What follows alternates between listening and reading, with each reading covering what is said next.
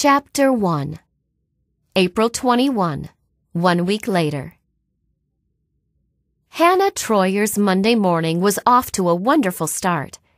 She'd turned 22 the day before and was still feeling the joy of a new year. Nothing had gone wrong so far. No fights with her siblings, no disagreements with her parents, and no disastrous discussions with the two boys who seemed interested in courting her. Everything was perfect. She'd ridden her bicycle from her parents' home to the Amish Artisan village, pedaling through the April morning along the pumpkin vine trail. The trail had been under construction by the town of Middlebury for some time. The portion that passed near her parents' home had been completed the previous year. She'd heard it would soon run from Elkhart all the way to Shipshewana. Although horses weren't allowed, it offered a wonderful path to travel while walking or biking. The weather was cool but not cold. The green ash, American holly, and crab apple trees had all leafed out nicely into a dazzling display of green. She'd passed a few neighbors while riding, a few, but not too many. She did feel pretty in her new lilac-colored dress and white prayer cap.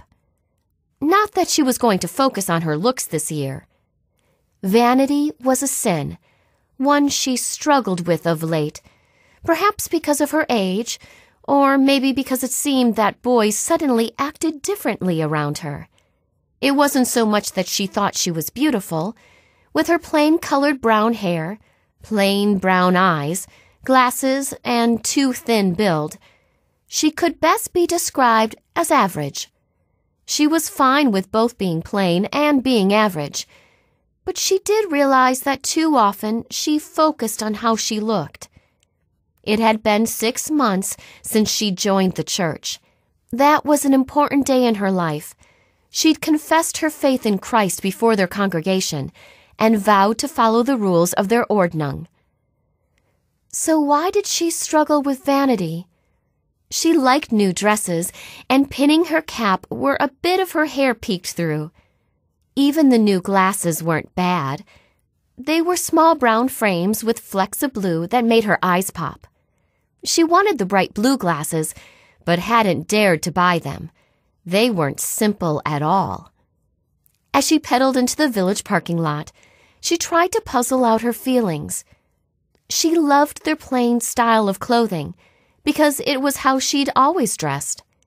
Wearing English clothes had not been part of her Rumspringa, though she had once tried to drive a car. That had been disastrous when she backed it into the tree near her friend's front porch. No automobiles? No problem. Plain clothing? Fine. Hers was more a problem of attitude.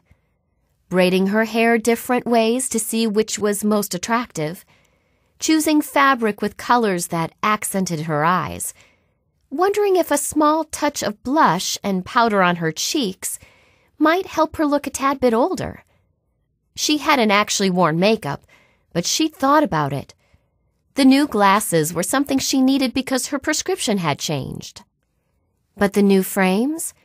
Those were a luxury that she'd paid for with the money she'd saved from her job. Yesterday had been her birthday, and today was a new beginning. She did not want a guilty conscience worrying her as she began her 22nd year. Or was it 23rd? Birthdays always confused her. Was she ending a year or beginning one? Her youngest sibling, Maddie, had turned 2 after Christmas. She had celebrated the end of her 2nd year, which meant yesterday Hannah had celebrated the end of her 22nd year. She was beginning her 23rd year. The thought brought a huge smile to her face. 23 had a nice ring to it. She stored her bicycle in the shed behind the inn and set off on the path that circled the pond. Most of the buildings that made up the village had been added onto the property as the business grew. The original buildings, the restaurant and inn, were located with easy access to the parking lot. The inn was the largest structure with the conference center addition attached to it. This building stretched across the entire northern end of the pond. branching away, and to the south was a concrete path that led around the tranquil water. She'd seen pictures from years ago, pictures that were framed and hanging on the wall in the inn's lobby. Back then, the pond had looked like something in a farmer's pasture. Weeds grew high around it, and cows grazed nearby. Now there was the path circling the pond, with trees that provided shade, and the grounds crew kept the bushes trimmed and the grass cut. The 6 shops began at the inn and stretched halfway around the pond. The other half of the walk had benches where the guests could rest. If you walked the entire thing, which only took 10 minutes at the most, you ended up right back at the center of the complex, near the inn and the restaurant. She could have taken a shortcut from the parking lot, through the lobby of the inn and back out the far door. But the April sunshine beckoned her outside. She enjoyed working in the quilt shop on the far side of the pond. Carol Jennings managed the quilting bee. She was a fair boss, if a bit strict. Hannah was used to strict, so she had no problem with her boss's rules. One rule was that the shop must be open by 8 a.m. on the dot, which meant Hannah had to arrive at 7:30. There was the display board to set out on the walk. The music needed to be turned on, filling the shop with the tunes Carol insisted had been proven to soothe shoppers and put them in a buying mood. Any dusting had to be done before the door was opened, because Carol wanted her clerks to give complete attention to customers. The concrete path that skirted the pond was completely empty. Several of the stores did not open at 8:30 or even 9. Hannah had the morning walk to herself. She enjoyed the sweet moments of solitude. Occasionally, she peeked at her reflection in the shop windows. When she did, she would smooth down her apron or adjust her cap slightly. She rather liked being the one to open the shop. She enjoyed the moments of quiet before the day began. No one else bothered to come so early. No one except old Ethan Gray, who would have arrived ahead of her. His shop, a simple blend, was the last in the line that circled the northern and eastern sides of the pond. The shop practically adjoined theirs. Only a small grassy area separated the two buildings. All day, Hannah smelled coffee and lattes and espresso.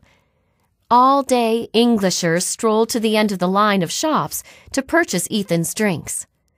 Once they had their first quota of caffeine firmly grasped in their hands, some of those customers would blink twice, notice the quilting bee was open, and walk inside.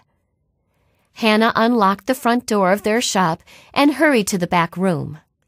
She still had 20 minutes to prepare for opening, but she would rather be ready a minute earlier than a minute late. Mrs. Jennings had told her more than once, "Hannah, you do everything I ask and you complete the task early. You're a good girl." Her boss wasn't Amish, but sometimes the Pennsylvania Dutch words they used slipped into her vocabulary. Perhaps she'd lived among the Amish for so long, she was almost Amish.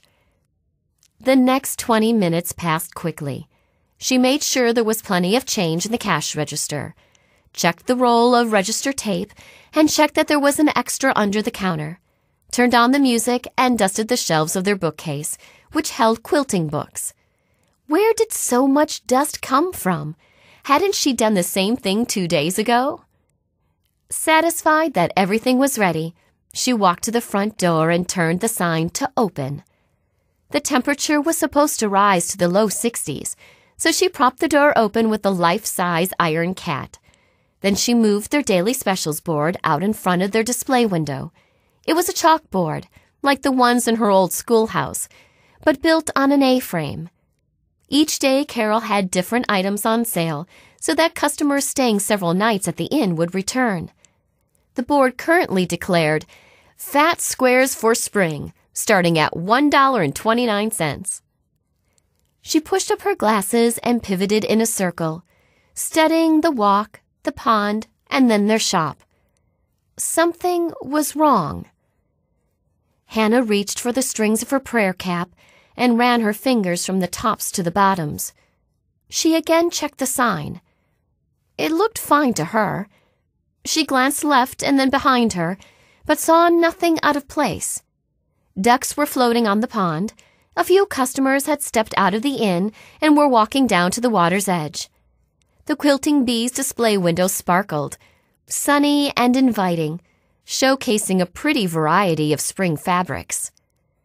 So, what was amiss? Why was there a niggling doubt at the back of her prayer cap? Coffee!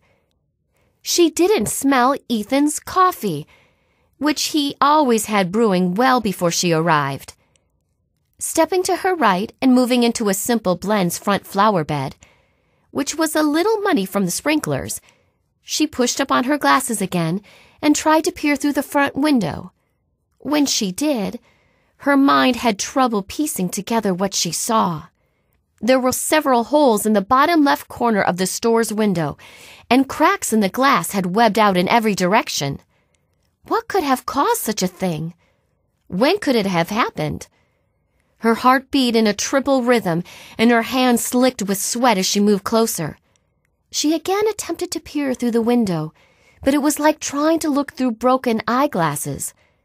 Slowly, she continued past the window to the door and tried the handle. It was unlocked. Where was Ethan? A dozen tiny spiders slipped down Hannah's spine. She slapped at her neck, then chided herself. There were no spiders. She was acting like a silly child. Still, she whispered a prayer. Of course the door was unlocked. It was nearly 8 o'clock. It was time for them to begin their day, a perfect day up until this moment. Hannah chided herself again for hesitating.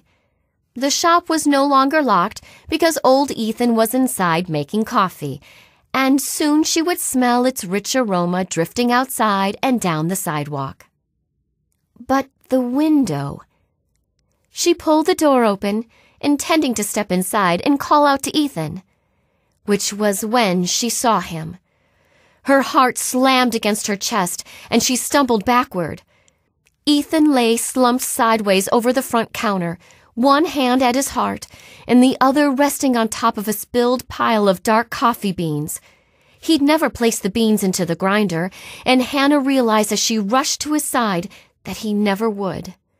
Ethan Gray was dead. She stopped short of the body, stopped and prayed that he had found favor in God's eyes, and that even now he was standing with the angels. Amber Wright had been at her desk in her office on the second floor above the village restaurant for nearly an hour when her cell phone rang. The switchboard didn't open until 8, but a recording directed visitors to dial 9 for an emergency, and she had any such calls forwarded straight to her cell. No doubt this was not an emergency, but whoever was calling probably thought it was, thought whatever it was couldn't wait until 8 a.m. when the offices opened. 99 times out of 100, it could. Years ago, when she'd first started the job as general manager of Amish Artisan Village, she'd learned that her only moments of uninterrupted quiet were from 7 to 8 in the morning. So when her phone rang at 7:55, she was not happy. She'd been counting on that additional 5 minutes. Amber Wright. She aimed for a pleasant but busy tone. It's Ethan. Ethan is, what I mean to say is he's... Slow down. The young girl on the other end of the line sounded frantic. Her voice trembled, and her Pennsylvania Dutch accent was strong. So strong, Amber had trouble making out what she was saying. The girl sounded as if she had been running. Amber could hear her panic loud and clear, more clearly than the words she was stumbling over. Who is this? Hannah, but that doesn't matter. What matters is Ethan, and he's... Amber's mind combed over the nearly 500 employees and landed on a young Amish girl. Hannah, you work at the quilt shop, correct? Yeah, but it's Ethan I'm calling about. He's... Ethan Gray. Ethan had been at the village longer than Amber had, and she'd been there more than 2 decades. She'd taken the job straight out of college. In all those years, she'd never heard anyone sound so desperate. Now the girl's story came out in a rush, like a storm blowing down from Lake Michigan. "Ethan from the coffee shop, yeah. I noticed I couldn't smell coffee yet, and I stepped over to check on him, and that was when I saw the glass. The glass was all cracked, and I couldn't see through it. I opened the door, and I found him. He's dead." "Hannah, I want you to take a deep breath." Amber was already logging off her computer and grabbing her tablet and ring of keys, the keys she never left her office without. There was no telling what room or closet she might need access to. They'd been meaning to master key the entire village, so a single key would open any door, but it kept being pushed down her to-do list. Until then, she and Larry each carried a large ring of keys. The tablet she took with her out of her pure habit. She typed all her notes on the tablet. Amber pressed her cell phone tightly against her ear as she rushed out of her office. She wanted to keep the girl talking. Her office assistant, Elizabeth, was at her desk in the reception area outside Amber's office. She was bent over, storing her purse in her bottom desk drawer, and all Amber could see as she rushed out was the top of the woman's gray head. Elizabeth called out, "Something wrong?" But Amber slowed for only a few seconds as she started down the stairs and then hollered up, "Call 911. Have them meet me at a Simple Blend. We need an ambulance." Then she fled down the remaining stairs and out the door into the hall of the restaurant. Maybe Ethan had passed out. Maybe he merely looked dead. She prayed the girl was mistaken. "Are you still on the line, Hannah?" "Yeah, I'm here." "Where are you now?" "In the quilt shop. I ran back to use our phone. I left him there. He's alone. Shouldn't I?" "Hannah, you're doing great. You did the right thing. I want you to go next door and make sure his sign is turned to closed. Make sure no customers go into that shop. Do you understand?" "No customers." "Right. I'm on my way now. I can be there."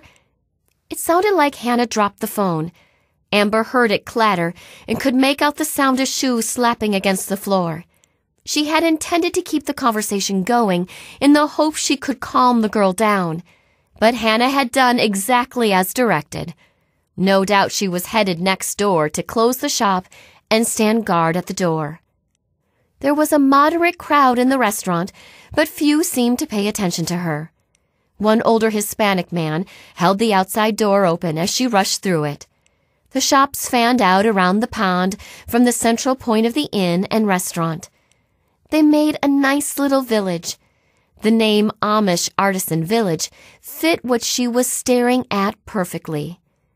The shops offered products made by local Amish men and women. Amber considered them all to be artists, whether they sewed quilts or made wooden toys or baked. She was proud of the fact that their stores offered original Amish goods and in the process helped to provide income for local families.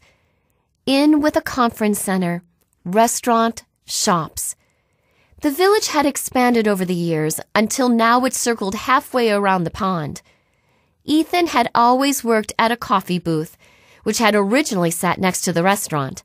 A year ago, they'd moved him to a shop on the far side of the other shops, hoping the desire for a strong cup of coffee would lure shoppers as they strolled down the walk, which circled the pond. It had worked.